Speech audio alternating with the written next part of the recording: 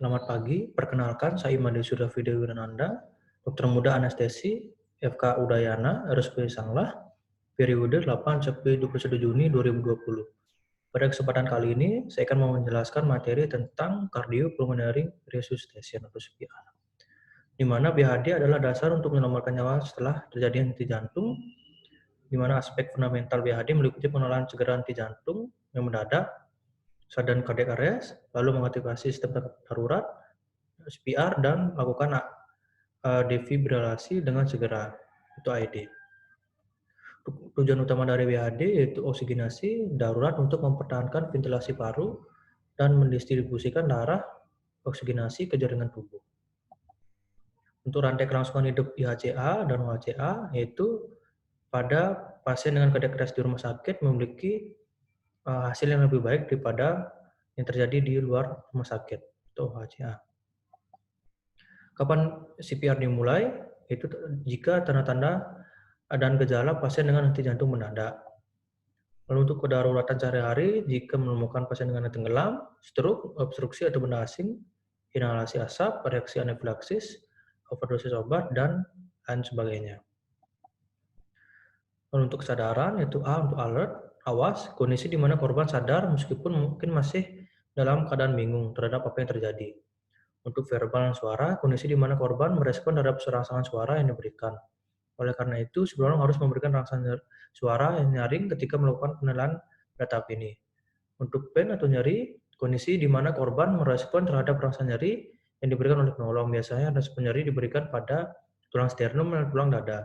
Dan pastikan bahwa tidak ada tanda cedera di daerah tersebut sebelum melakukannya. Dan untuk yang unresponsif atau tidak respon, itu kondisi di mana korban tidak merespon semua tahapan yang ada di atas. Untuk penilaian pernapasan dan nadi, itu evaluasi napas dan nadi karotis pada leher korban secara bersamaan atau simultan kurang lebih selama 5 detik atau tidak lebih dari 10 detik. Lakukan pengecekan napas dengan melihat naik turunnya dada korban.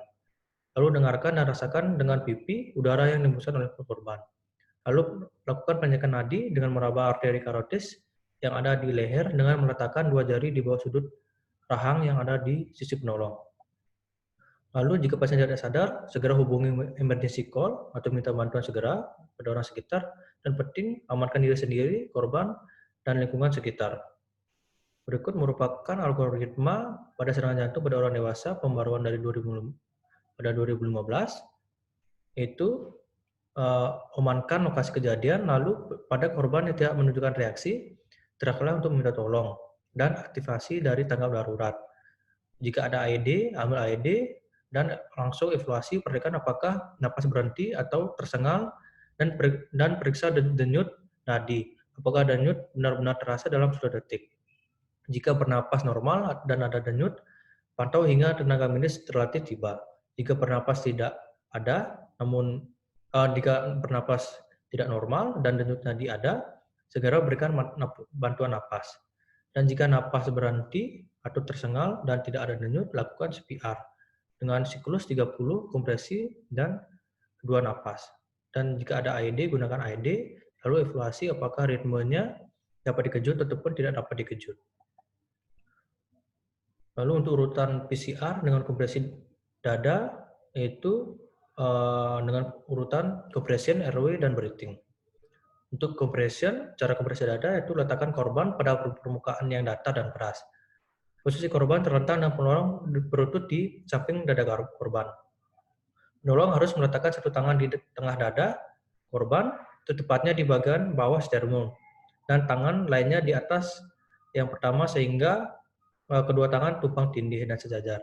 Dengan jari-jari saling mengunci dan dengan lurus dan kedua bahu berada tepat di atas sternum korban. Untuk penolong memberikan tekanan pada dada dengan menggunakan berat badan, bukan siku yang bergerak.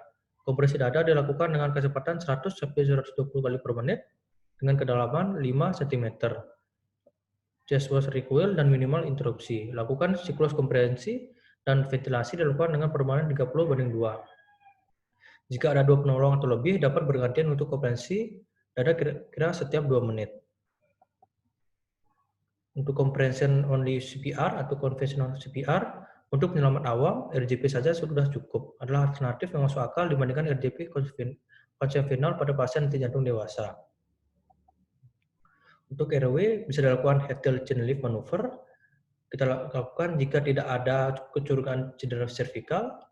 Satu tangan penolong diletakkan pada dahi pasien, lakukan gerakan menekan dahi ke belakang. Satu tangan yang lain diletakkan pada bagian bawah dagu, lakukan gerakan dagu ke depan atas. Lalu untuk jaw thrust dilakukan apabila tidak ada curiga cedera servikal atau trauma leher, lalu dorong sudut rahang kiri dan kanan ke arah depan, sehingga barisan gigi bawah berada di depan barisan gigi atas. Untuk breathing bisa dilakukan dengan cara mode to mode rescue breathing, mode to barrier device breathing, mode to nose, and mode to stoma ventilation. Ventilation with back mask device itu bisa diberikan dengan back mask device atau back mask ventilation. Lalu evaluasi denyut dan nadi dalam 2 menit atau 5 kali siklus, yaitu perbandingan 30:2. Nadi tidak teraba, lanjutkan CPR. Jika nadi teraba, evaluasi jalan nafas. Jika sudah terdapat jalan nafas yang bagus, nafas yang spontan, dan nadi yang baik, lakukan recovery position, yaitu dengan cara memiringkan posisi tubuh pasien ke samping untuk jika menjaga pada pasien dengan adanya muntahan agar tidak terjadinya hambatan jalan napas. Untuk anjuran dan larangan BHD untuk cara CPR yang berkualitas yang tinggi, penolong harus melakukan kompresi dada pada kecepatan 100-120 kali per menit, lalu kompresi dengan kedalaman minimum 2 inci atau 5 cm, membolehkan require penuh setelah setiap kali kompresi, meminimalkan jeda dalam kompresi, dan memberikan ventilasi cukup, yaitu 2 kali napas buatan setelah 30 kompresi. Setiap napas buatan diberikan lebih dari 1 detik, dan setiap kali diberikan, dada akan terangkat.